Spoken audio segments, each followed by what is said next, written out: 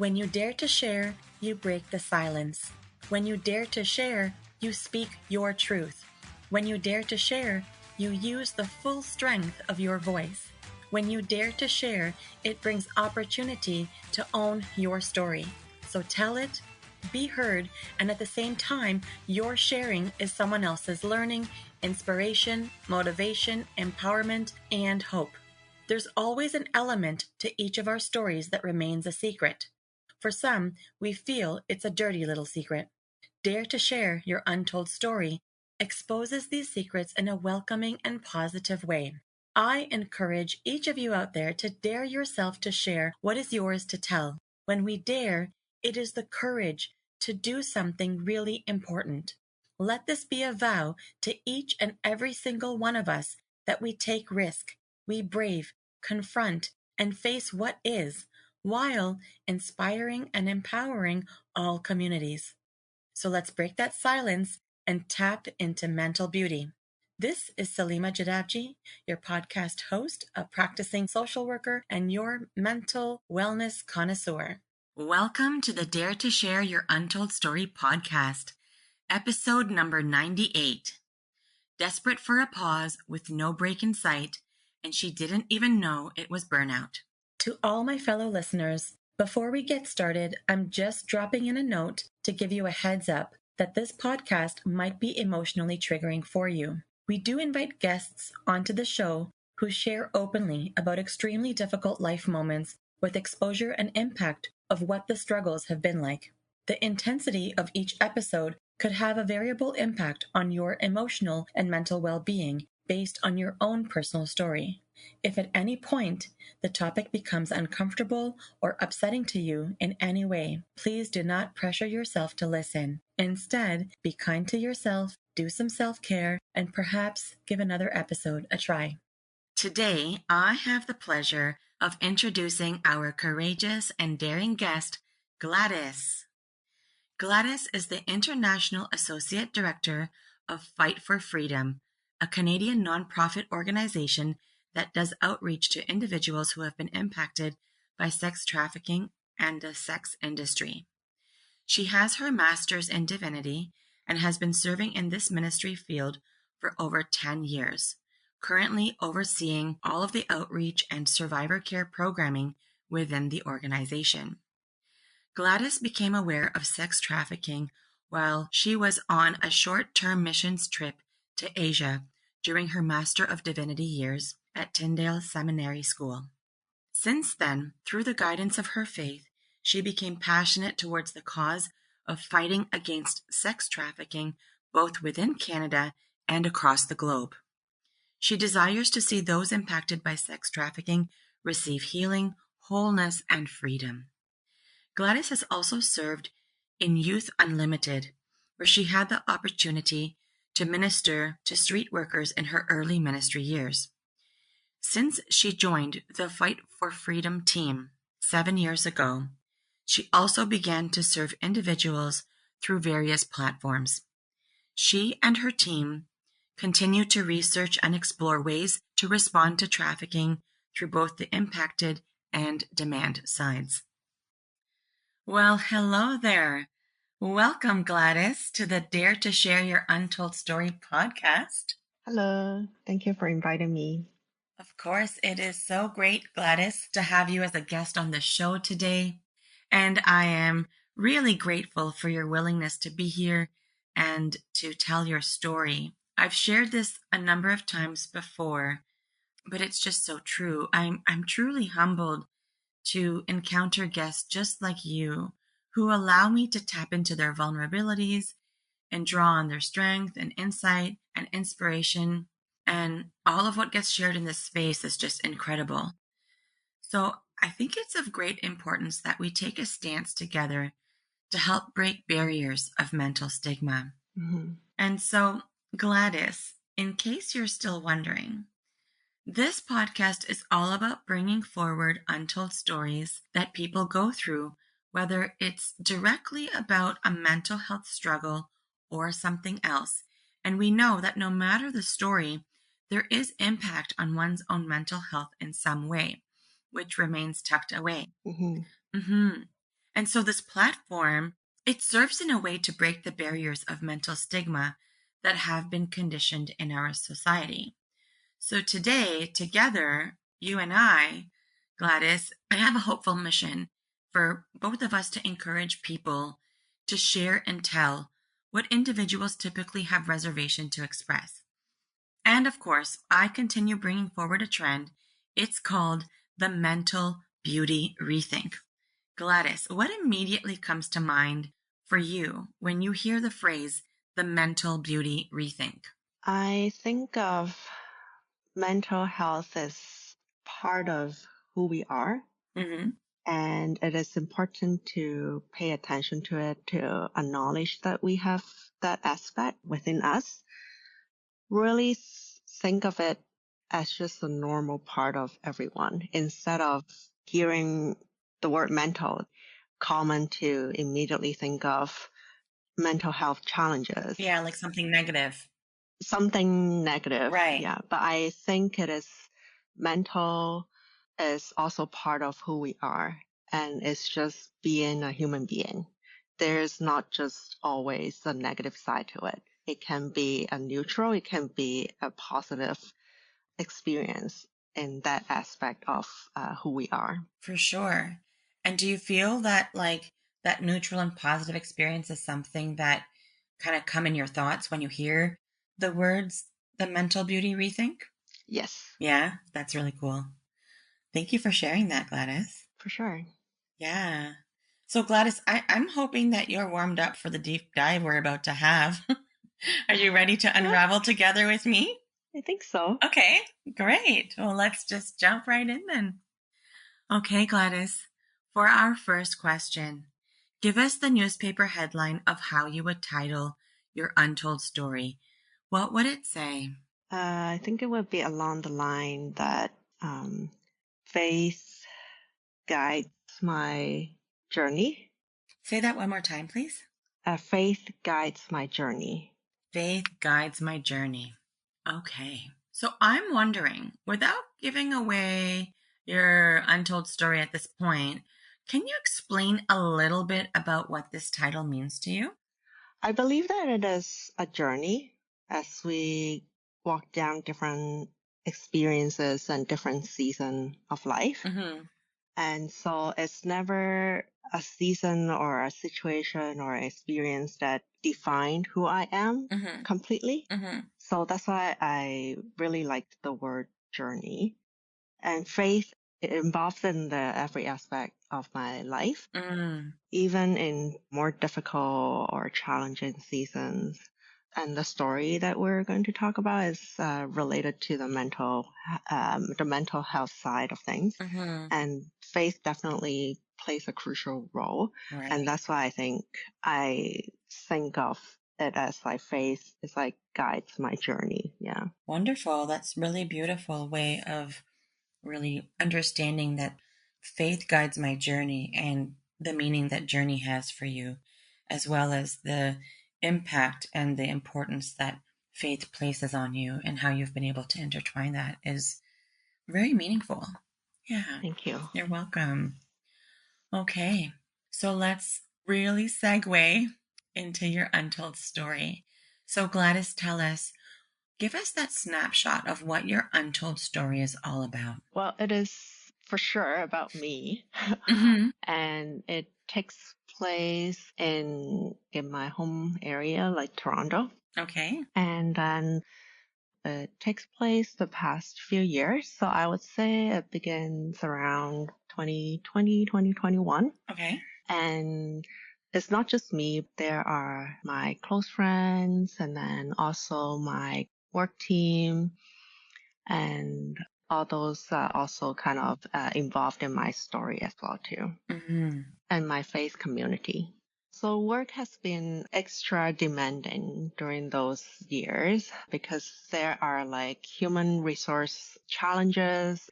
One is finally kind of like closing and then the other one rise up. So as you can imagine, human resource complications can be very demanding and draining. And so that is happening in my workplace on top of the regular kind of responsibilities of supporting the outreach effort of programs and survivor care efforts of our programming. So it is quite demanding. Right. And then on my personal side, I have my relationship with my ex-husband got very intense. There's just been very rough interactions. So when you think about it, work and personal life, like home, both are so demanding and draining. And I have no space. Yeah, it sounds like you have no, when I'm hearing you say all this, it sounds like there's like no break. There's nowhere to get relief. Like when you're at work, you're flooded with all these demands and all these challenges, and it seems very go, go, go, and your brain is very active. You have a multifaceted role, and then you go home to a very negative environment with a lot of intense and complex interactions. And you said some of the interactions were very rough. So I don't know where you got any peace of mind. It is really hard. Then I Yeah. think the way to kind of survive in all those, I just turned into kind of like a machine, like just, You became a machine. yeah, seeing things as kind of tasks to complete and like problem to solve and just one thing and after another. And really couldn't think of any other things. Right. And then no place for me to really just feel like I can just sit down and breathe. Right. And so whether you're trying to complete a task or solve a problem, it just sounds like there were so many things happening one after the other, like a ripple effect or a domino effect. Yeah. And my mind, Your mind must have been racing. yeah, because as I was working on one thing, I already starting to think of the next thing that I will kind of jump into after this one. Oh, you're always thinking about the next. Yes, always thinking about the next and prepare for the next. So it's like I don't even think, let me just focus on this one, finish it first, Mm, and then think of what is to do next. yeah. You're like a bunny just hopping away It there, is right? Like this a Energizer bunny. non-stop bunny, the Energizer The bunny. Yeah. Energizer bunny, that's what I was thinking of. But yeah, if you're not feeling like you have any place to sit or breathe, like it sounds like you were on the brink of burnout. I did not even realize it. At the time, you didn't realize it, but it sounds like that's what was going on when you Yeah. describe all that to me. Yes. Okay. And so I'm really curious because you said that it was your work colleagues that did an intervention with you. So I'm really curious about what this intervention was. Can you share? It really took a village to get me to realize the state that I was in. So first is my work team. Okay. So after all those like human resource things kind of settled and kind of closed, and then they were like, "Wow, you have been really just a lot of energy that you have put in that. Like it was rough and it was tough, and like maybe you need to take some time off just to recuperate." Yeah. It sounds like they were kind of taking like a little gentle approach with you, like, hey, you worked really hard, maybe take some time and settle Yes. yourself. So they were being very gentle in their approach initially. I guess I don't know if anything changed, but that was how it started. Yes. Okay. Yeah. And then it's not just a one-time conversation. Okay. Multiple conversations. Yeah. After maybe like couple months, they would say, "Oh, maybe you can consider like a sabbatical of like a couple or a few months off, relax yourself, and just give yourself some breathing room, right?" And then so that is the message that they will tell me from time to time, Right. saying like, "Have you taken any vacation days? Like, do you have any plans?" At the same time, my close friends, they will be like, "Oh, you're constantly experiencing like pain, whether it is like migraine, headache, back pain, neck pain. Maybe you need to slow down and like really just take some time to look at all those pains." And I also have trouble sleeping during those times as well too. Okay. I wouldn't be able to like stay asleep Was it easier for you to fall asleep but not stay asleep, or did you have trouble with both? No, I mainly have trouble with staying asleep. Okay. So I would be like quite sleep deprived. And then they would be like, whenever you're tired, just sleep, just take a nap. All these suggestions and all these concerns being brought forward. I think the message, because it's quite consistent, Yeah. whether it is like my close friends and workplace, then I started to think that, oh, maybe all the physical pain that I'm experiencing or the sleep, maybe it is really related to the intense season that I just walked through. So how long did it take you to get to that point where you were like, okay, starting to contemplate, okay, maybe these things are, related to this intense season I'm in? From the time that your work team used their gentle approach to all of the things that happened until you started to contemplate.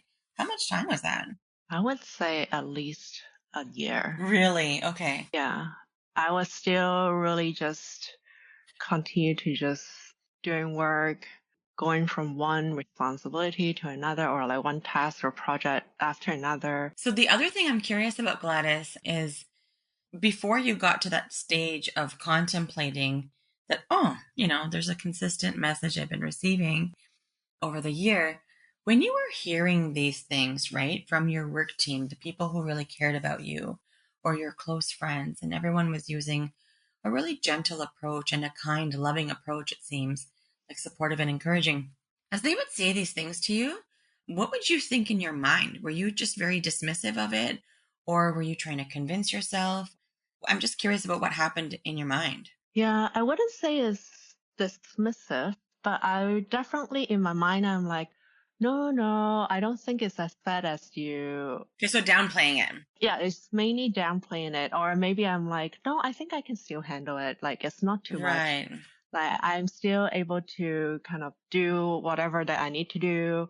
But I did respond in saying that, okay, I will like try to take a day off here and there. right, But then during those day off, my mind is still kind right, of because it's not enough. still on the things that, Right. like I mentioned, I never just finish one thing and then think of the other. So during my so-called day off, I was still kind of think of the things that I can do and how I can do it after my day off.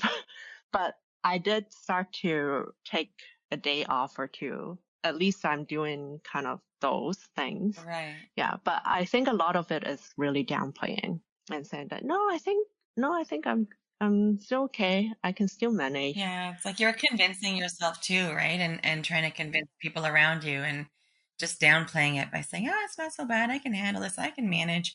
No need to take Yes. time off." And then it's like, you really Yeah. should, okay, I suppose I could take a day off here or there. Thank you for acknowledging that I'm working hard. So you might have like thought about it in that way and go, okay, sure, I'll take a day off. Yes. I guess that taking the day off, maybe it still served a little bit of purpose, but maybe it might not have fulfilled the purpose that people Yeah. wanted it to fulfill. And if your mind was still so preoccupied in all this thinking Hmm. and planning and next steps, I don't know how much of a break it really felt like, other than just not being in the same office environment. Yeah, true.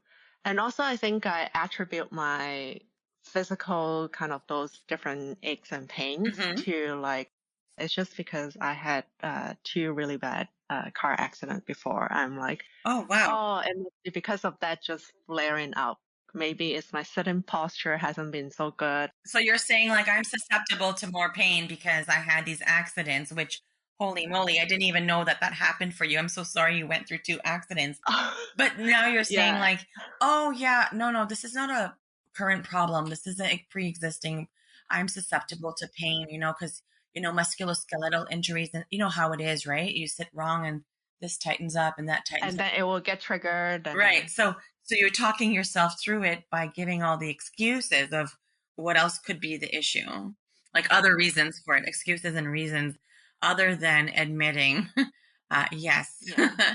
In my mind, I'm just kind of using other things Hmm. that's saying that it's not because I'm just so busy or like just not pausing or resting, Hmm. that I'm experienced, like not sleeping well or like the pain, but it Yeah. is because of things that happened in the past, Right. like the car accident. Well, do you think that you were in a bit of denial?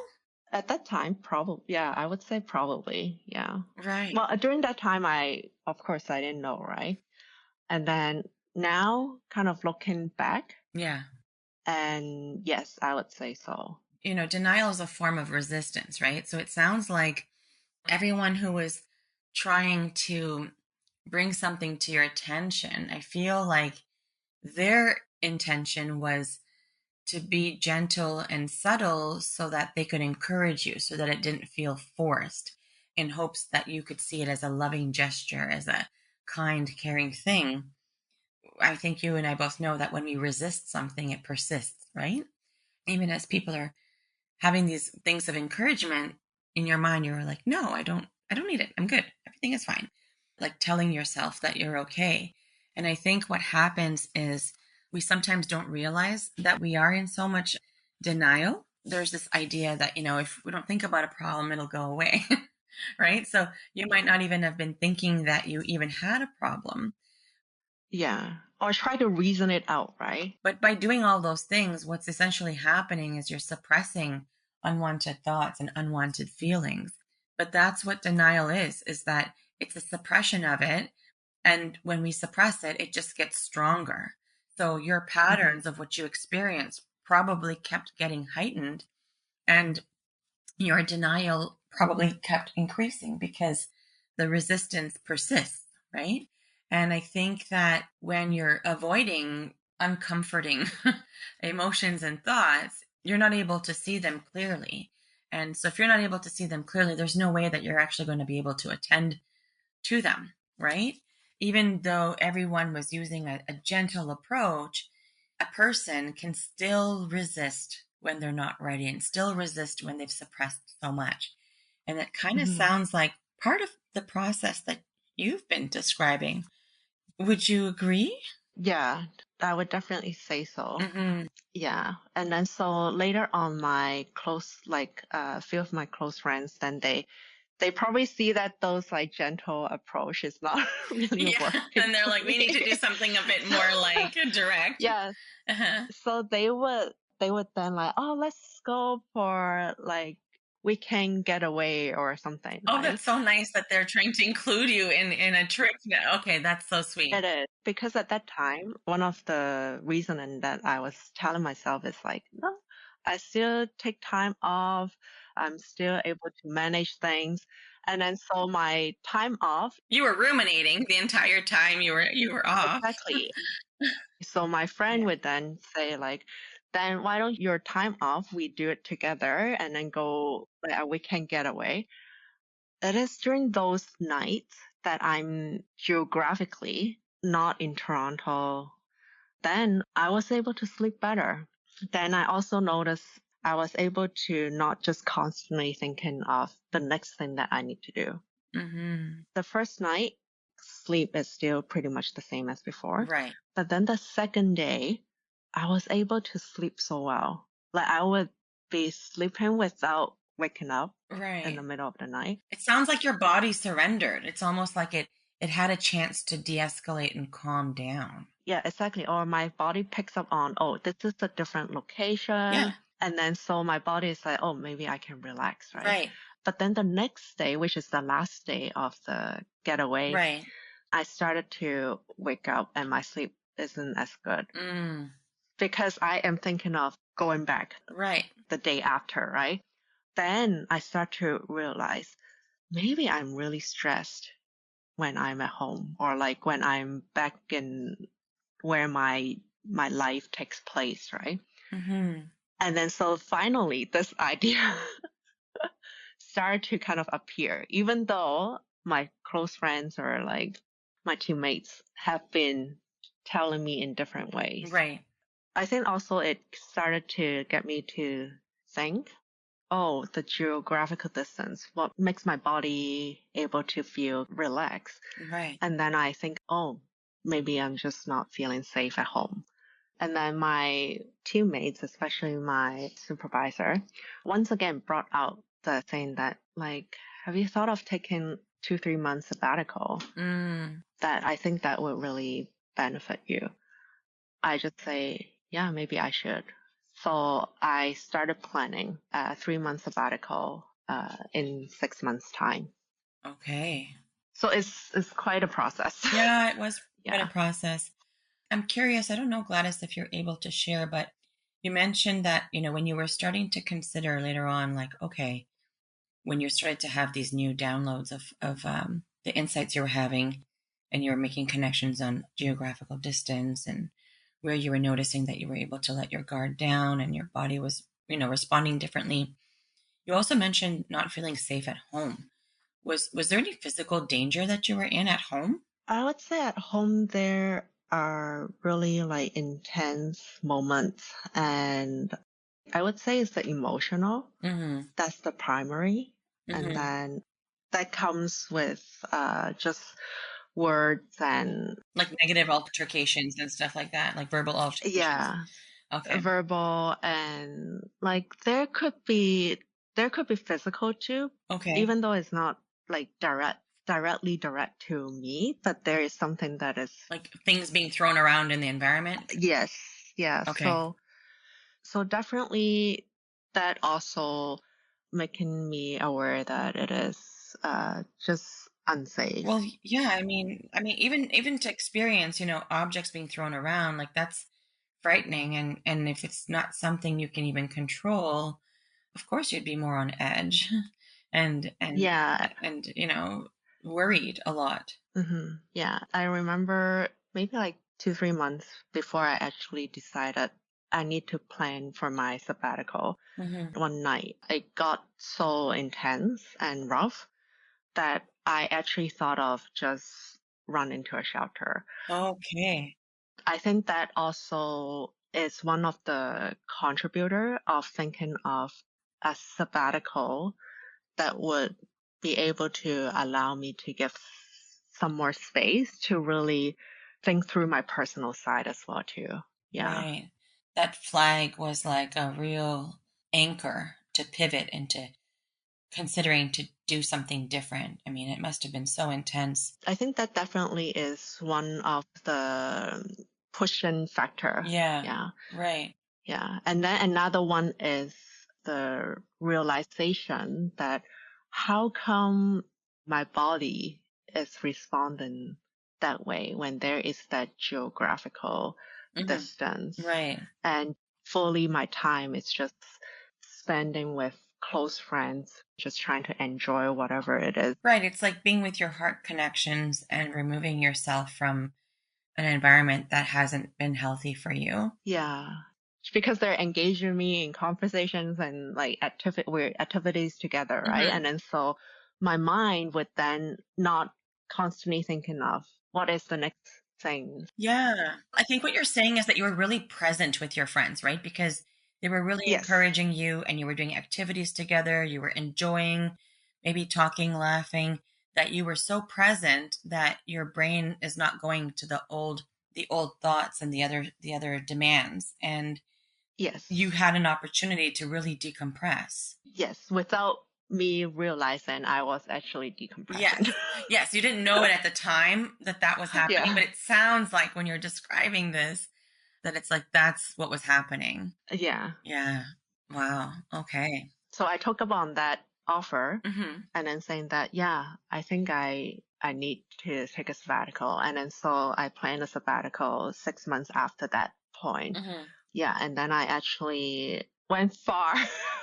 Not even within Canada. I went those 3 months, I went to the other side of the world, Asia, Okay. for 3 months. Yeah. So is that when you went to do your mission work, or was that a second No, it's time? just really just a sabbatical. Okay. The other side of the world. Mm-hmm. Let's do it. Okay. So you are Yeah. really feeling clear, like the geographical distance. The further I am, the deeper my healing can be. Or like there's not much of the environmental things that will make me start thinking about work or the home interactions, Exactly. right? I think Yeah. environments play a big role in your healing. So I think if you recognize that geographical location was really critical for you by that point. You've been to Asia before, so you Hmm. know what to expect in terms of environment. So it was probably Hmm. calling you, like it felt soothing maybe to just even think about it. Yes, I can go there. That would be a good location for me. That would be soothing for me. Yeah, it's so important when we think of our mental health. Space is never neutral. There's always things that can influence you, right? The environment influences. Yeah. It was a very strong reminder because of the impactful experiences you were having. Also, just before the sabbatical time, Hmm. even though we made kind of a work arrangement and things like that, my mind is still thinking, oh, like, is it really okay? But then our pastor's wife, she has been praying for me, and then she shared with me something that she received in prayer and saying that, like, you know what Jesus wanted me to tell you is the sabbatical trip, you kind of plan it yourself, but actually it is a trip that Jesus has prepared for you Mm, because he sees that you are like a flame just mm, flickering and it's about to get snuffed out. right. And then when I heard that imagery, Hmm. I really resonated with it. And then at that time, just before entering the sabbatical, Right. I realized that's right. I am really burnt out. You had the awareness. And it sounds like this woman who spoke to you after she shared that intimate piece of information, it seems like from what you're saying to me, is that you finally gave yourself permission to go and heal. That you were like, okay. Finally, it's like letting go of all my reasoning, Hmm. letting go of all my excuses, and Exactly. then really able to enter into the sabbatical with that understanding that this time it is a time for me to rest, Hmm. heal, instead of still thinking that I'm not too bad, but maybe some rest will be good for me, kind of somewhat in a denial enter into sabbatical. I think that 3 months would have looked so different. Right. It would not be as healing. No, because you went with clear intention, right? You had that mental Yeah, clarity. It was so clear. Okay, this is what yeah, I'm going through. This is the depths of this. And now I have the opportunity to work through it. yes, That's yeah. lovely. So that's why I call it intervention Yeah, because it is not really just within myself that I came to that point that is ready for that sabbatical. Yeah. that's so fascinating. All right. So, Gladys, when people come to see me for therapy, individuals are typically in one of three places. Some people are getting started where they're just coming to me with all of their life demands and life history, and they know they just need to start talking about things. Some people are in the thick of things. They're in the middle, and they're in the middle of maybe an acute stressor, and it's triggered other things. Some people are looking back. Some people are looking back to get some closure, or some people are looking back to deal with some unfinished business so they can move forward in the next part of their journey. So for yourself, with regards to your untold story, what part of the journey would you say that you are in? Would you say that you are getting started, in the middle, or looking back? I would say is a merge between looking back and getting started. So you mean like you're in the middle then? Not so in the sick as maybe it is like from that burnout, I would say that it is looking back. Okay. But then because of that whole experience of Hmm. receiving rest and Hmm. healing and deeper understanding and clarity, Okay. then it opens up kind of like at the beginning of other things that I need to sit longer with or like look into. So it's kind of like a looking back is that completion of the burnout and that journey. But that as that journey closed, it almost seems like what you're saying to me is another journey is opened where now Exactly. it's like Yeah. I get to be curious about, receiving rest and getting a deeper understanding of myself and what are the other areas to explore and how is this new way of life that I'm going to live continue to maintain itself. So I see what you mean. So there's that one piece that you've looked back and now you've started to embark on something new. Yes, yes. Very cool. In a sense, it's like empowering me to kind of look forward. Yeah. It's like not only are you empowered, but it's like this idea of like feeling motivated or feeling like you can look forward to what comes next, even if you don't know what that next thing is. It is. And also, the experience shaped me Mm-hmm.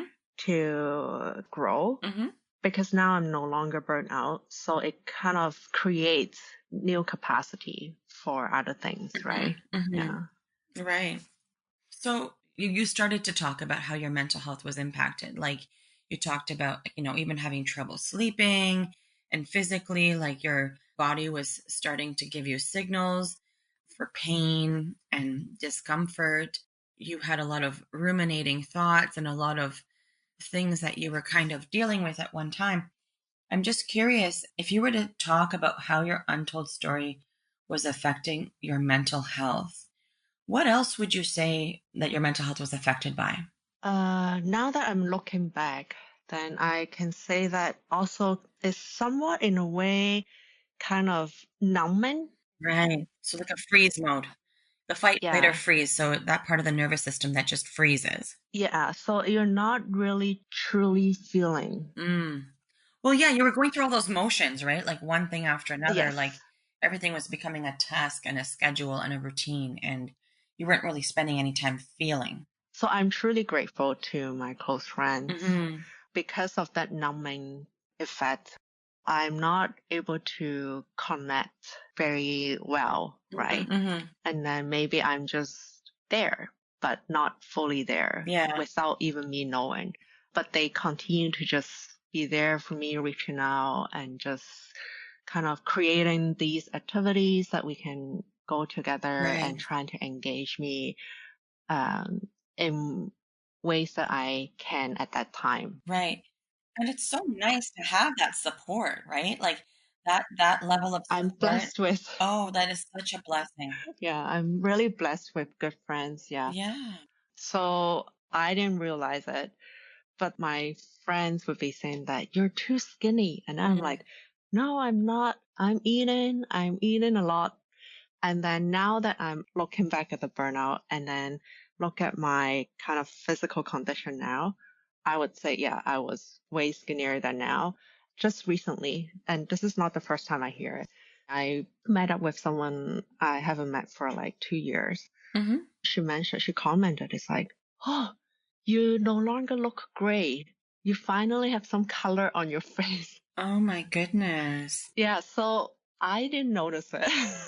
Yeah, some people say like, oh, you're so gray or like you look so yellow and pale before now you have some color. Right. So Yeah. it's like your physical health was really impacted. Yeah. Your physical body was really taking a toll from all the Yeah. mental load and that toll from the mental load. That freeze response and not feeling and not really being present kind of sounds like you were in survival mode, right? Yeah, I would definitely say I was just really in survival mode. Yeah, and not able to connect emotionally and not able to nourish yourself consistently or have appetite changes you didn't even know you were having for people to notice Exactly. for people to notice that oh you looked gray, you didn't look very well. And I mean that's Yeah. also very hard to hear, but it seems like those are all the things that you were experiencing or that your body was faced with, right? So that Yeah. sounds like there has been a lot of growth since that time and a lot of impact that you had from this burnout experience and everything that came at that time. I definitely receive a lot of restorations and Hmm. kind of healing since that time. Sure. Yeah. Very good. And so I'm curious then. So tell us, what is your key message to the listeners of our show? What do you want them to know? Definitely pay attention to people who care for you, Hmm. what they say to you. If you notice that there's like repeated things Hmm. that they are trying to say to you, then really try to pause. Hmm. Try your best to kind of hold off your reasoning or like Hmm. downplaying and really just try to listen. Be intentional to plug yourself with at least like some good friends, right? Really intentional to build up that group around you, because I would say it is with their continual caring and trying to care for me that helped me to a point that I started to realize and there is something off. Yeah. Right. Right. Yeah. And I'm really grateful also for my workplace that actually has that system in place that I'm able to take the sabbatical. Right. Yeah. Right. So don't be afraid to take time off work, right? Like, I mean, if don't look to pause and to take time that you need, It is. no matter what sort of Yeah. scenario you're in. That's important as well. Yeah. I would say definitely be intentional in surrounding yourself with people who can be honest with you. Hmm. Yeah. That's a really beautiful message that you've shared, and I'm sure it's going to be very encouraging to the listeners of our show. So, what I'm curious about right now for you is what is your game changer inspiration that's close to you that reflects your untold story? So, was there like an inspirational quote or book or a person or an event or a place that really spoke to you, that maybe it was like a aha moment or just something that really like was game changing for you that inspired you to pivot? I would say the imagery Mm-hmm. that the pastor's wife shared with me. Mm-hmm. And then that really reminded me of the Bible verse from Isaiah 42, verse 3. A bruised reed he will not break, and a smoldering wick he will not snuff out. In faithfulness he will bring forth justice. And it really just described that imagery. It's like I'm like that kind of flame, Mm-hmm. like the smoldering wick, Mm. about to get snuffed out. Right. But then he intervened Right. so that I can truly enter into my sabbatical time with the clarity. Mm-hmm. Then I also recognize what my friend has been telling me and has been doing. Right. Absolutely. All right. So, what is a cause or an organization that has been impactful to you on your journey that you would like to give a shout out to?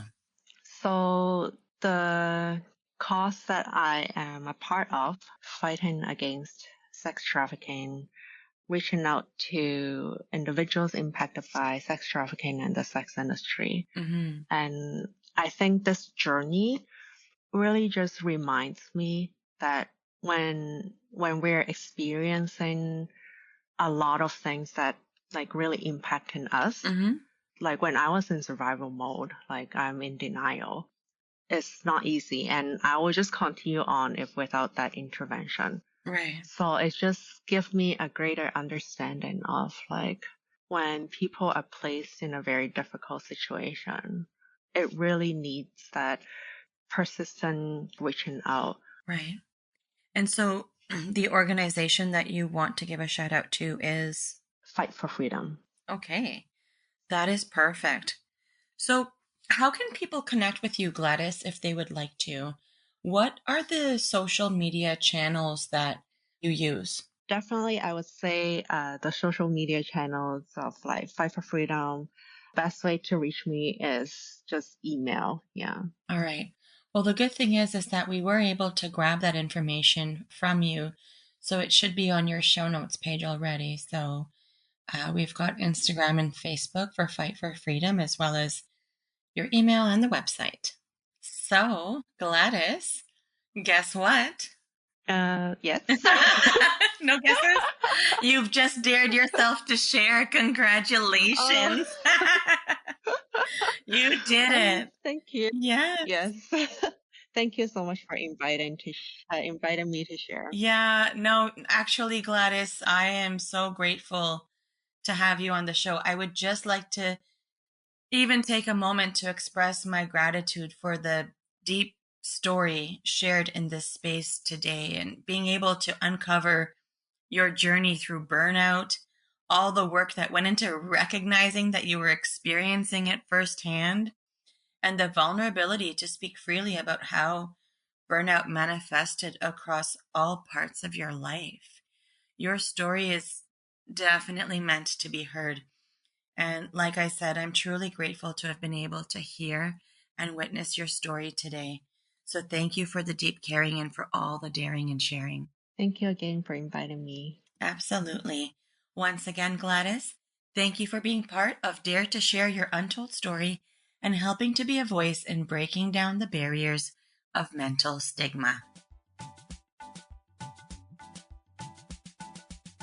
To all of our listeners, if you like what you've been hearing on this podcast and you want to be part of breaking down barriers of mental stigma, I invite you to go wherever you are listening to the episode and hit subscribe. Leave us a comment or a review of the episode and maybe how you relate to it. To learn more about what we offer, visit www.daretoheal.co. And if you are feeling ready and brave to share, please submit your story by visiting www.daretoshare.co. Thanks for joining in.